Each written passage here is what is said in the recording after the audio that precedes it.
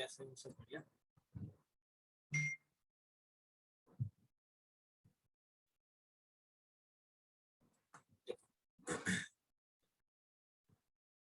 Last class में हम लोगों ने एक मेथड कर लिया था और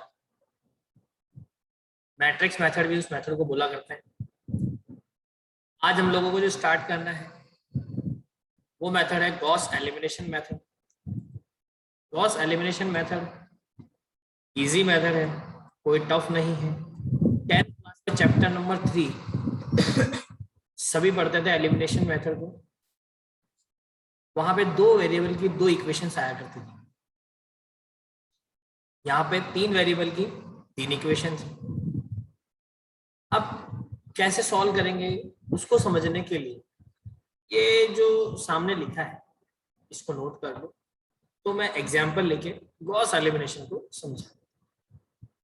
According to Gauss elimination method, we can eliminate any variable from equation number 1 and 2, and then eliminate the same variable from equation number 2 and 3. Repeat the step 1 and eliminate another variable from the result of equation number 1, 2 and 2, 3. Right? इन दो steps को note कर लीजिए। फिर उसके बाद ये example हम लोग लेते हैं और ये एग्जाम्पल सॉल्व करते हैं। अभी जल्दी से नोट करो, मेरे को अपडेट करो तो अपन आगे बढ़े और सॉल्व करने की कोशिश करो कि आगे क्या करना है। नेक्स्ट थर्सडे तक आपका पूरा सिलेबस ओवर हो जाएगा। तो आप सभी क्या करेंगे, आज फ्राइडे है, कल सैटरडे है, तो आज से ही आप स्टार्ट कर दीजिए। आर्यन कॉलेज की वेबसाइट पे आप जाएंगे, वहां से डाउनलोड्स पे आप जाएं। वेबसाइट में डाउनलोड्स ऑप्शन दिखेगा। डाउनलोड्स में जाने के बाद 3 टैब दिखेंगे, BBA, BCA, BSc IT, MSc IT, ऐसे चल। तो आपको क्या करना है, एमएससी आईटी पे जाना है और एमएससी आईटी पे जाने के बाद अपने न्यूमेरिकल एनालिसिस के पेपर पे क्लिक करना है। उस पेपर पे जितने भी लिंक्स हैं वो लिंक आपके क्या है, लास्ट ईयर्स के स्कैनर है। तो अपने सब्जेक्ट का स्कैनर आपको ओपन करना है, न्यूमेरिकल एनालिसिस का, और इसके लास्ट 5 ईयर के सारे क्वेश्चंस आपको अपनी कॉपी में करने हैं।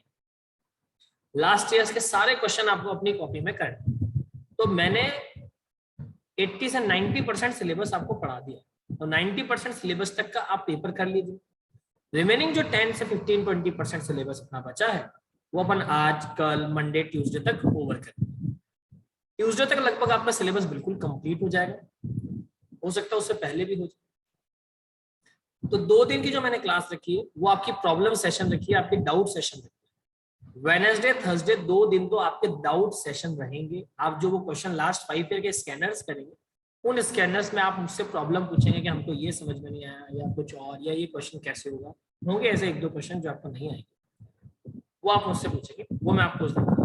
ठीक, ये नोट कर लिया होगा आप सभी, कर लिया है नहीं किया? शेखर, धर्माज्ञा, कुशाल, लव कुमार, वैष्णव, हो गया नो? यस और नो?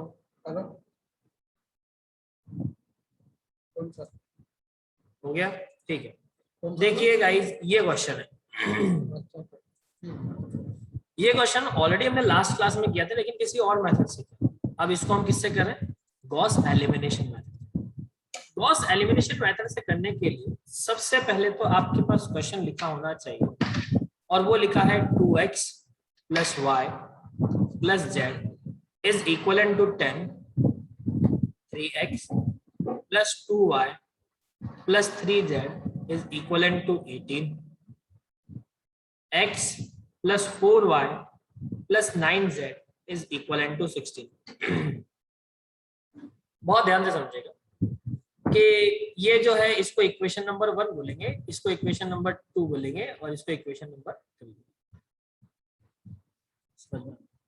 इक्वेशन नंबर 1, 2 और सॉल्यूशन फ्रॉम, ये ऐसे लिखो, इक्वेशन 1 और 2 में से कोई भी एक वेरिएबल आपको क्या करना है, रिमूव करना, चाहे वो x हो, चाहे वो y हो, और चाहे वो z हो, कुछ भी कर लीजिए, कोई फर्क नहीं पड़ता। तो मैंने इक्वेशन नंबर 1 को मल्टीप्लाई कर दिया 3 से, और इक्वेशन नंबर 2 को एज इट इज रहने दिया। क्यों? क्योंकि इक्वेशन नंबर 1 को अगर मैं 3 से मल्टीप्लाई करूंगा तो बहुत ध्यान से देखने में पता पड़ रहा है कि z जो है वो 3z हो जाएगा, और इक्वेशन नंबर 2 को मैंने किसी से मल्टीप्लाई नहीं किया। क्यों? क्योंकि वहां पे ऑलरेडी z के साथ में 3 अवेलेबल। तो दोनों इक्वेशन में z का जो कोएफिशिएंट है वो 3 हो गया, मतलब z बिल्कुल सेम बन गया। इसका मतलब ये हुआ कि मैं z को रिमूव कर सकता हूं, हटा सकता हूं। तो इक्वेशन नंबर 1 को अगर मैंने 3 से मल्टीप्लाई किया तो ये 2x क्या हो जाएगा, 6x, 3y, 3z is equal to 30। और इक्वेशन नंबर 2 क्या हो जाएगी, 3x, 2y, 3z और 18। साइन चेंज कर दिया सेकंड इक्वेशन के, प्लस है तो माइनस बना दिया लास्ट इक्वेशन के, और अगर माइनस होता तो प्लस कर दिया। 6 में से 3x गया तो 3x रिमेनिंग बचा, 3 में से 2 गया तो सिंपल y, दोनों कैंसिल आउट हो गए। और 30 में से अगर 18 जाएगा तो आपको पता है 12 बचेगा। ये नथिंग बट इक्वेशन नंबर 4 आ चुका। This is your equation number 4। Is it clear? आगे समझे। सेम स्टेप आपको इक्वेशन नंबर 2 और 3 के साथ में फॉलो करना है। देखो,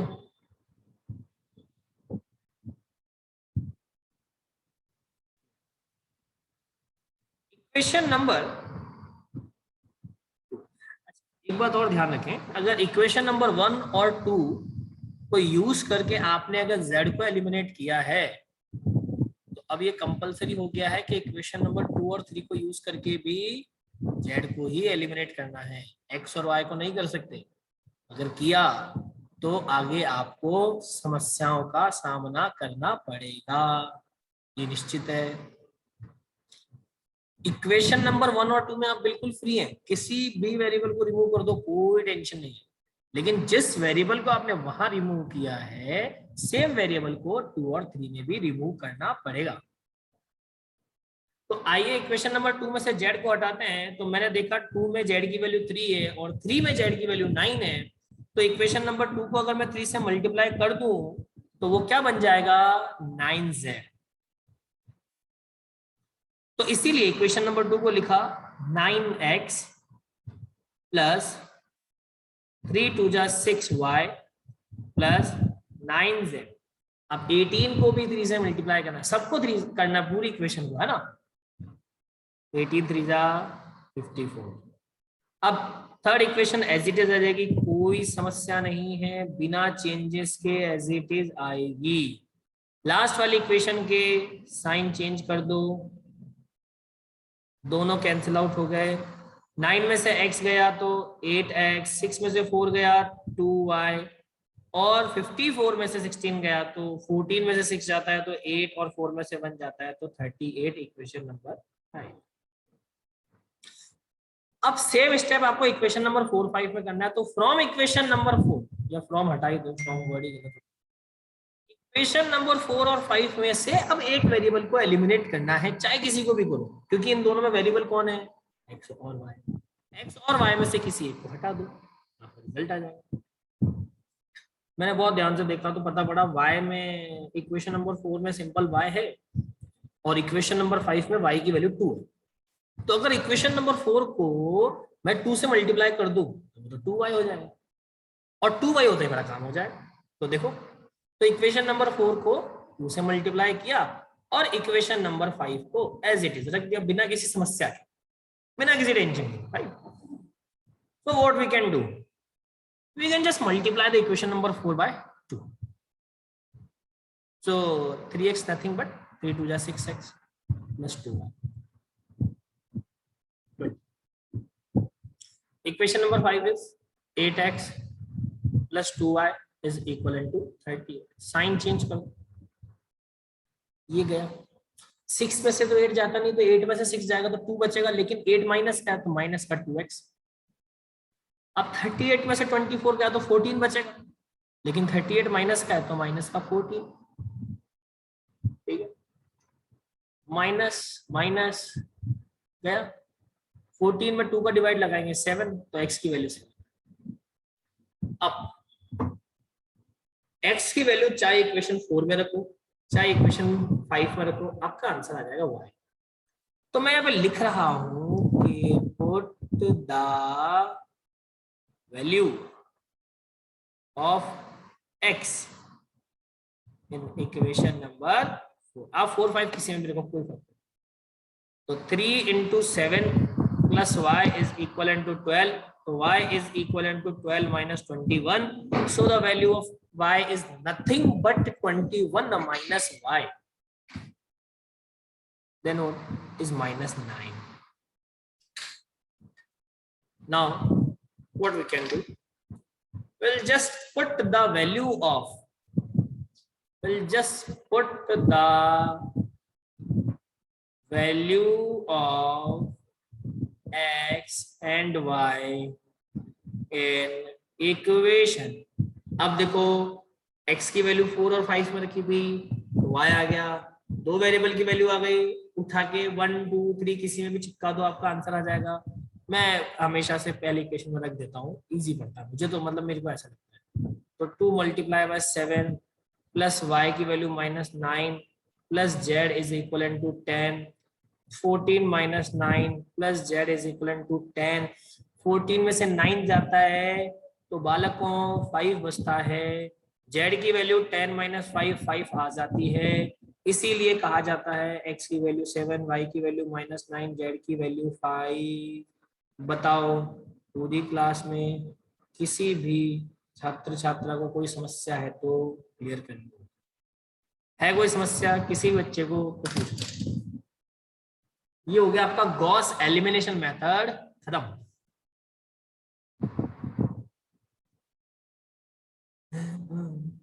कोई नहीं है, कर लो।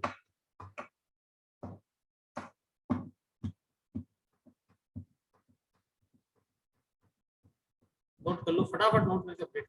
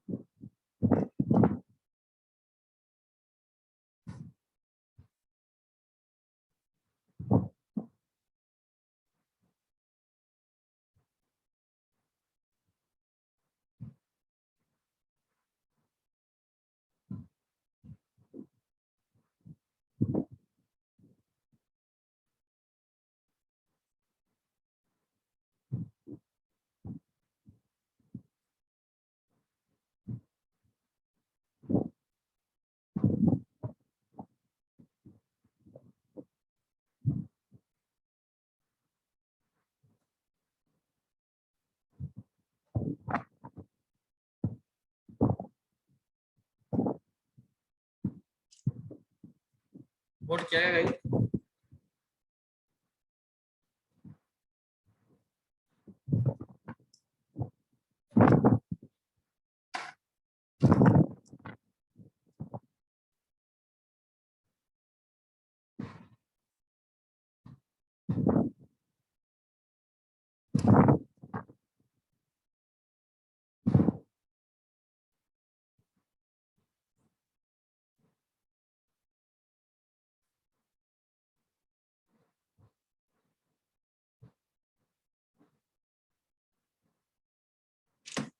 गया?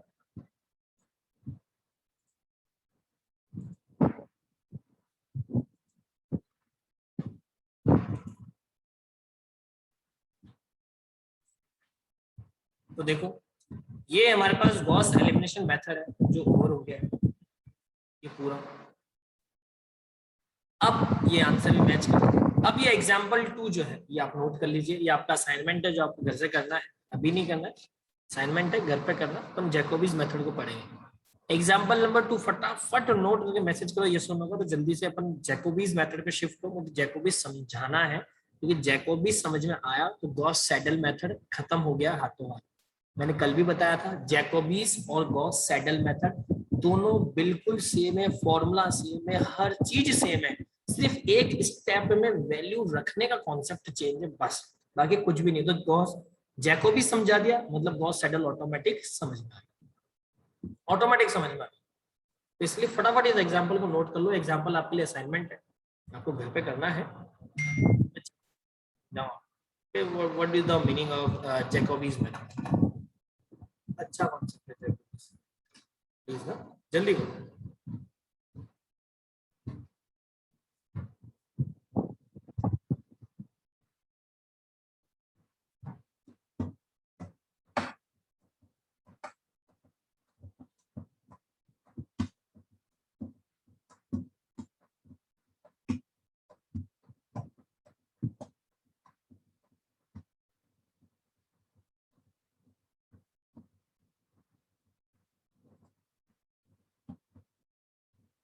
कर लिया नोट?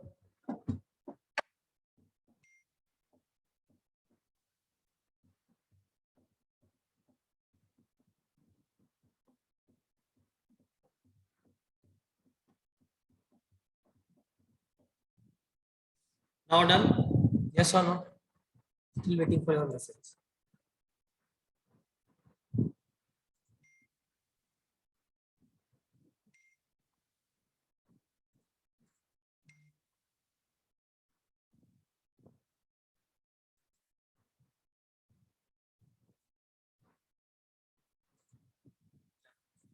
अब बहुत ध्यान से अपन जैकोबीज मेथड को समझेंगे। ये जैकोबीज मेथड क्या है, कैसे आया, कहाँ से आया, कहाँ से, मतलब इसके ये जो एक्स वाई जेड के फॉर्मूला है ये कैसे बन रहे हैं, क्या बन रहे हैं क्या नहीं बन रहे, वो सारी बात अपन अब जैकोबीज में पूरा एक सिनेरियो लेके अपन इसको सॉल्व करेंगे। सारी बात समझे, पूरा सिनेरियो लेके अपन इसको सॉल्व करेंगे। तो ध्यान से समझेंगे जैकोबीज मेथड। जैकोबीज समझ में आ गया तो आप समझ लो Gauss Seidel method automatically complete. मैं समझा रहा हूँ, बहुत ध्यान से समझने की कोशिश करो, ठीक।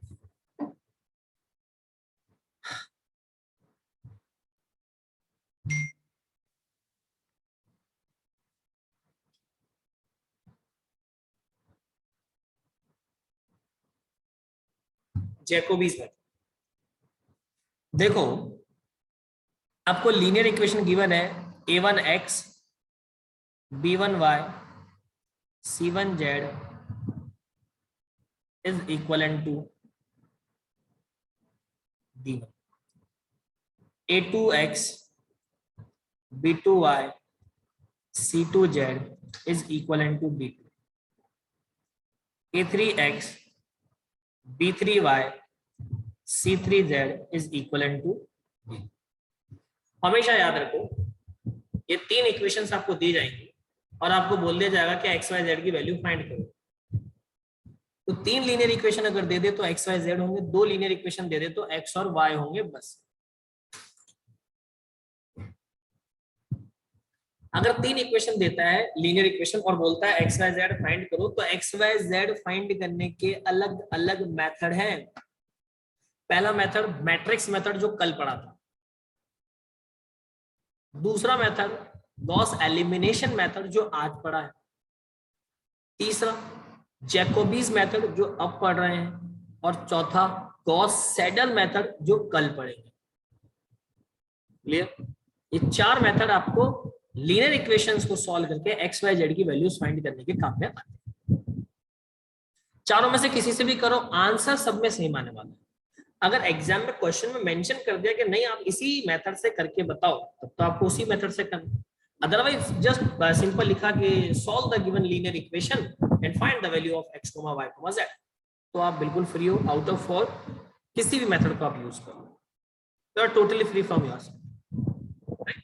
ओके, अगर जैकोबीज मेथड से सॉल्व करना है तो हमेशा याद रखेंगे इक्वेशन नंबर 1 से x की ही वैल्यू निकलेगी, इक्वेशन नंबर 2 से y की वैल्यू निकलेगी, और इक्वेशन नंबर 3 से z की वैल्यू निकलेगी कंफर्म।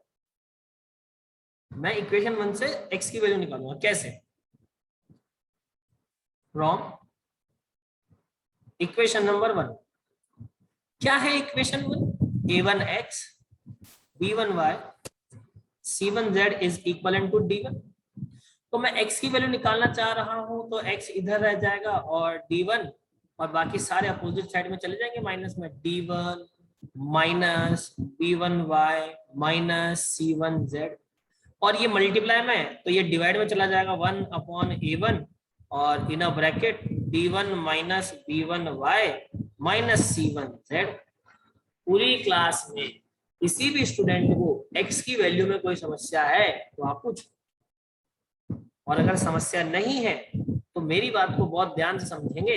अगर इक्वेशन नंबर 2 से मैं ऐसा लिख दूं y is equal to 1/b2 in a bracket d2 minus minus a2x minus का c2z, तो किसी को आश्चर्यचकित होने की आवश्यकता नहीं है। I don't think so that there any need to surprise from writing the value of z is nothing but 1/c3 and d3 minus a3x minus b3y. From equation number 1 to 3, the value of x, y and z in simple. और ये तीन ही फॉर्मूले हैं, ये मैंने निकाल लिया, ये फॉर्मूले है। अब जो इक्वेशन मुझे दी होगी उसमें से वैल्यूज यहाँ रखनी है, तीन अप्रोक्सीमेशन निकालने, बात खत्म।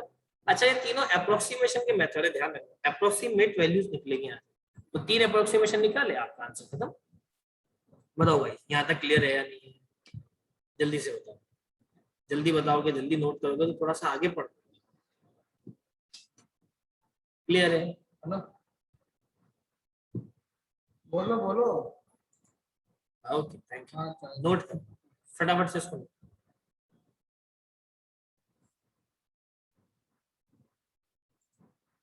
चाय मंगाइए, उससे अश्विन को बोल दो ना इधर भी ले आना चाय यार।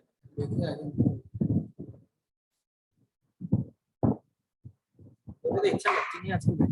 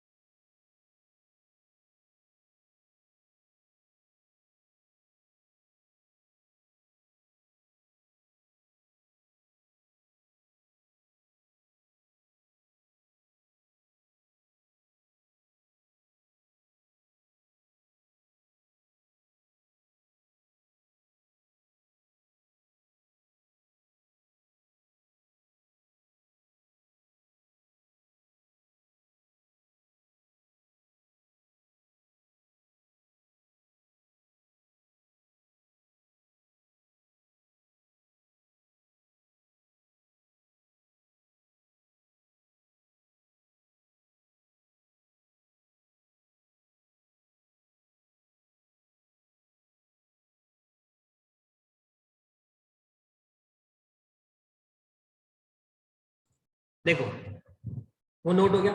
अब उसके बाद समझो कि ये जो मेथड है जैकोबीज मेथड, इससे एक्स वाई जेड के अप्रोक्सीमेशन कैसे निकलेंगे। तो गाइस देखो, ये कोई बड़ी बात नहीं है, this is equation number 1, 2 and 3। आप इक्वेशन नंबर 1 से वन की वैल्यू 2, B1 की वैल्यू 1, Z1 की वैल्यू 1 और D1 की वैल्यू 10। इक्वेशन नंबर 2 से बोल सकते हो A2 की वैल्यू 3, B2 की वैल्यू 2 और अरे C आएगा, C2 की वैल्यू 3 और D2 की वैल्यू 18। ऐसे ही इक्वेशन नंबर 3 से बोलोगे A3 1, B3 4, C3 9 और D3 16। अब पूरी क्लास में किसी भी स्टूडेंट को यहां तक कोई भी समस्या है तो क्लियर कर लो। ये बात जब तक क्वेश्चन खत्म नहीं होगा काम में आती रहेगी। क्लियर है? यस सर, थोड़ा जल्दी मैसेज करो तो अपन आगे स्टार्ट कर ही दिया तो क्वेश्चन को खत्म करने में तो टाइम लगेगा। यस सर क्लियर है। नहीं यार, ये वाली बात क्लियर है या नहीं? वन से लिया हमने। हाँ मिस्टर शेखर, क्लियर है? Yes sir. हाँ क्लियर है, ये तो आगे समझो।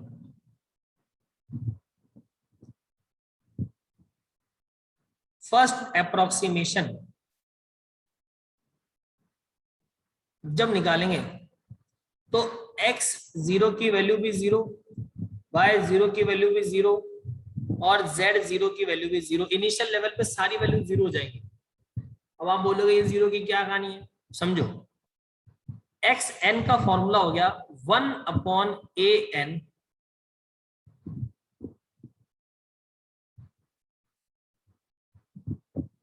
Of 1 of dn minus dny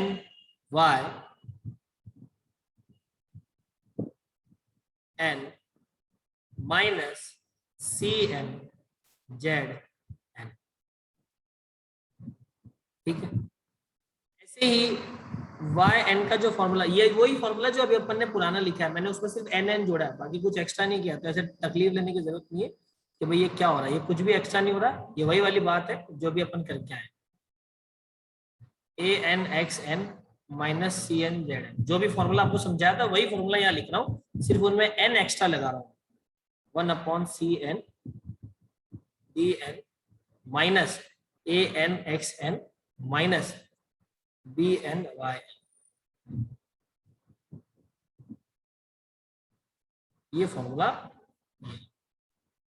ताकि आपको फॉर्मूले में तकलीफ।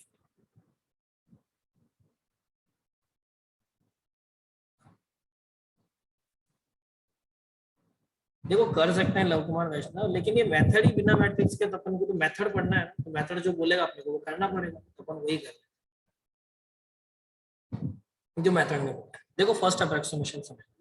फर्स्ट अप्रोक्सीमेशन में आपने क्या करा है, एन की वैल्यू रख दी भैया 0, मतलब एन की वैल्यू 0 के लिए पहला अप्रोक्सीमेशन सॉल्व, या फिर एक्स की वैल्यू एन की वैल्यू 1 रख दो तो x1 आ जाएगा, आपको जैसा समझ में आता। मैंने अभी 0 रख के सॉल्व कर लिया, तो 0 रखा तो x 0 का फॉर्मूला क्या बन जाएगा 1/a0। ये यार इसको फिक्स कर लो, a1 b2 c3। रुको एक मिनट ना, थोड़ा सा मैं इसको क्लियर कर देता हूँ।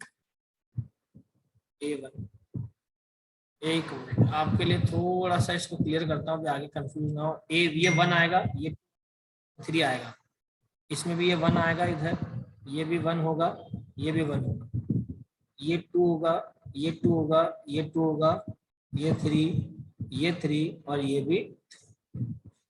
फॉर्मूला क्या बन रहा है,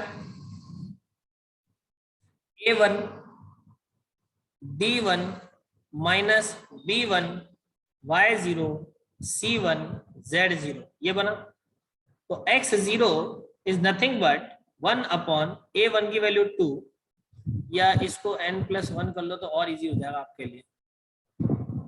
तो यहाँ पे हो जाएगा 0+1 और ये 0+1 इतना हो गया 1। तो मतलब फर्स्ट अप्रोक्सीमेशन में क्या आ गया, x1 निकल गया, ये लो, तो आपकी टेंशन खत्म।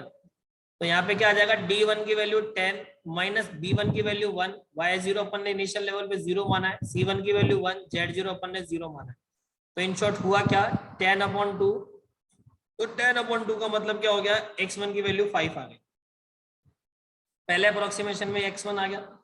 अब पहले अप्रोक्सीमेशन में y निकालो तो y0 + 1 is equal to 1/b2 in a bracket 2 minus a2 x0 minus c2 और z0, ये रहा। तो ये क्या हो गया, 18/2, तो मतलब y1 की वैल्यू कितनी आ गई, 2 9 जा 18, 9 आ गई। आगे समझेंगे। z0 + 1 is equal to 1/c3 bracket d3 a3 x0 minus b3 y0, तो y0 की वैल्यू 0 है। तो ये हो गया z1 इज इक्वल टू 16/9। ये लीजिए, ये पहला अप्रोक्सीमेशन ओवर हुआ। ये पहला अप्रोक्सीमेशन ओवर हुआ। अब यहाँ पे निकालेंगे सेकेंड अप्रोक्सीमेशन। मैं सेकेंड अप्रोक्सीमेशन अभी के लिए छोड़ रहा हूँ, आगे करेंगे नेक्स्ट क्लास में, लेकिन आपके लिए एक असाइनमेंट है। सेकेंड अप्रोक्सीमेशन में x1 की वैल्यू हो जाएगी 5 जो अभी निकाली है, y1 की वैल्यू हो जाएगी 9 जो अभी निकाली है, और z1 की वैल्यू हो जाएगी 16/9 जो अभी अपन ने निकाली है। अब आपको क्या करना है, इसको सॉल्व करना है सेम कॉन्सेप्ट से, जो कॉन्सेप्ट से मैंने अभी सॉल्व करके लगाया है। तो मतलब x0 रखा तो x0 की वैल्यू 0 थी इसलिए 0, y0 की वैल्यू 0 थी इसलिए 0, z0 की वैल्यू 0 थी इसलिए 0। इनिशियल लेवल पे 0 ही लेना है। अब नेक्स्ट स्टेप में 1 आ गया, तो अब जब फॉर्मूले में n की जगह 1 रखेंगे, यहाँ पे n1 रखेंगे तो x2 क्या आएगा, y1 z1, तो y1 z1 की वैल्यू यहाँ से आ जाएगी, ऐसे आगे भी चलती चली जाएगी। अगली बात समझ में, y1 z1 की वैल्यू यहाँ से आ जाएगी, सेकंड अप्रोक्सीमेशन निकल जाएगा। थर्ड अप्रोक्सीमेशन के लिए x2 y2 z2 ले लेना और n की वैल्यू 2 ले लेना, तो x3 y3 z3 आ जाएगा, वो आ जाएगा third approximation. x3 is equal to this, y3 this, z3 this लिख के अप्रोक्सीमेट लिख के वो आपका आंसर है, फाइनल आंसर। ये आपका जैकोबी मेथड है। इतना समझ में आया या नहीं, यस और नो का आंसर दे दो बस। बताओ, ये बात क्लियर है, यस और नो? Yes sir. फटाफट से इसको नोट कर लो या स्क्रीनशॉट ले लो, क्योंकि अपनी नेक्स्ट क्लास भी इसका स्क्रीनशॉट ले लो या इसको नोट कर लो जल्दी से। आप इसको कल की क्लास में कंटिन्यू करेंगे।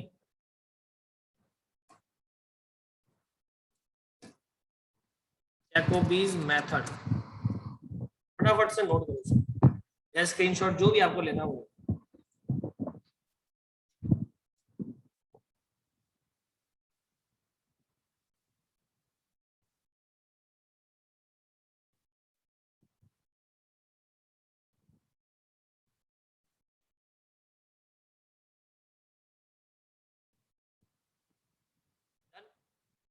स्क्रीनशॉट हो गया, ले लिया सभी ने?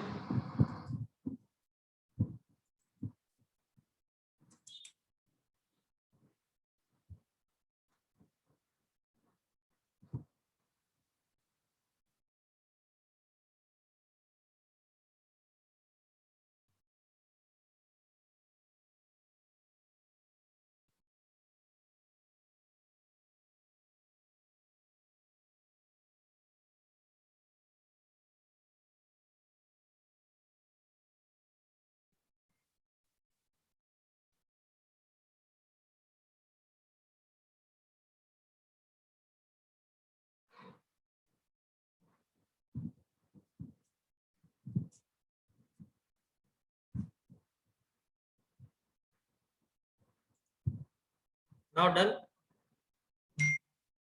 चलो, thank you so much for today, have a great day to you.